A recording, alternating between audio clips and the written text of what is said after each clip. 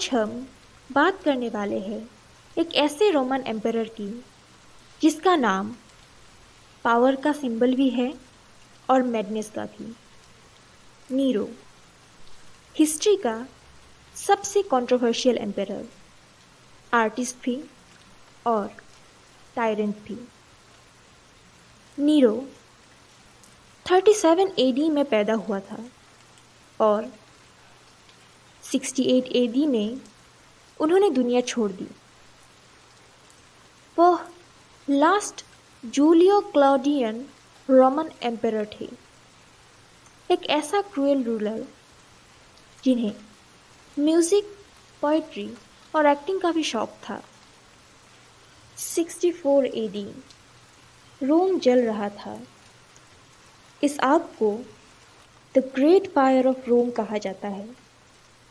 इस आग में रोम के 3 डिस्ट्रिक्ट्स पूरी तरह से नष्ट हो गए। मंदिर और इमारतें जल गई और इंसान और संपत्ति का भारी नुकसान हुआ। कहा जाता है नीरो ने खुद ये आग लगवाई थी ताकि नए पैलेसेस और बड़े बिल्डिंग्स बना सके। जब the great fire of Rome शुरू हुआ तब नीरो एंटियम में अपने सी साइड विला में था। नीरो के बारे में एक उपाख्यान है कि जब रोम जल रहा था तब नीरो अपने महल में फिडल बजा रहा था। फिडलिंग व्हाइल रोम बर्न्स, ये मुहावरा इसी कहानी से आया है। लेकिन आज के समय के हिस्टोरियंस कहते हैं कि ये बात झूठ है। ये अफवाह नीरो के दुश्मनों ने फैलाई थी क्योंकि फिडल का आविष्कार नीरो के मौत के काफ़ी सालों बाद हुआ था। अगर इस कहानी में थोड़ी भी सच्चाई है तो शायद वो फिडल नहीं बल्कि लायर बजा रहा था। और जब लोगों ने ग्रेट फायर ऑफ रोम पर सवाल उठाया तो ब्लेम डाल दिया क्रिश्चियंस पर। क्रिश्चियंस को टॉर्चर किया गया, जिंदा जलाया गया, सिर्फ एक एम्परर को बचाने के लिए। नीरो ने सिर्फ अपने दुश्मनों को ही नहीं मारा, उसने अपनी माँ को भी नहीं छोड़ा। नीरो की माँ थी एग्रिपिना द यंगर, जिसने नीरो को एम्परर बनाने के लिए सब कुछ किया। नीरो के पिता की मौत के बाद एग्रिपिना ने अपने अंकल एम्परर क्लॉडियस से शादी की और अपने बेटे को राजा बनाने के लिए बहुत सारे खेल रचे। नीरो के राजा बनने के बाद भी उसकी माँ उसकी ज़िंदगी में बहुत ज़्यादा रोक टोक करती थी। जब एग्रिपिना नीरो की पॉलिटिकल और पर्सनल लाइफ में हद से ज़्यादा दखल देने लगी तो नीरो गुस्से में आ गया और उसने उन्हें मारने का फैसला कर लिया। कई असफल हत्या के प्रयासों के बाद नीरो ने सोल्जर्स भेजकर अपनी माँ को मरवा दिया। नीरो ने अपनी पहली वाइफ क्लॉडिया ऑक्टेविया से सिर्फ पॉलिटिकल कारणों की वजह से शादी की थी। क्लॉडिया ऑक्टेविया नीरो की स्टेप सिस्टर थी। बाद में अपनी मिस्ट्रेस से शादी करने के लिए नीरो ने क्लॉडिया पर एडल्ट्री का आरोप लगाया और अंत में उसे मरवा दिया। उसके बाद नीरो ने अपनी मिस्ट्रेस पोपेया साबिना से शादी कर ली। पोपेया बेहद खूबसूरत थी। फेयर स्किन, ब्लू आँखें और एम्बर कलर्ड कर्ली बाल। नीरो पोपेया का तीसरा पति था। पोपेया नीरो से अपने दूसरे पति ओथो के जरिए मिली थी। ओथो नीरो का अच्छा दोस्त था।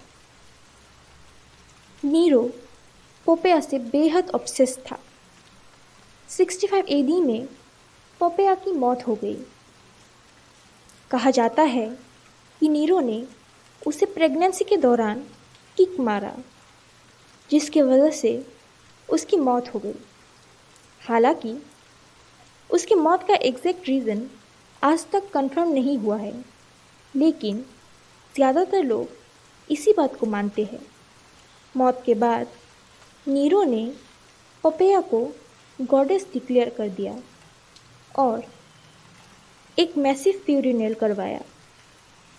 नीरो इतना ऑब्सेस था कि पोपेया की मौत के बाद भी वो उसका रिप्लेसमेंट ढूंढने लगा।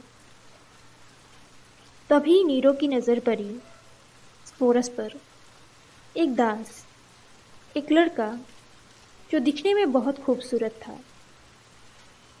नीरो ने उसमें पोपेया का चेहरा देख लिया और यहीं से शुरू हुई स्पोरस की दुख भरी दास्तां।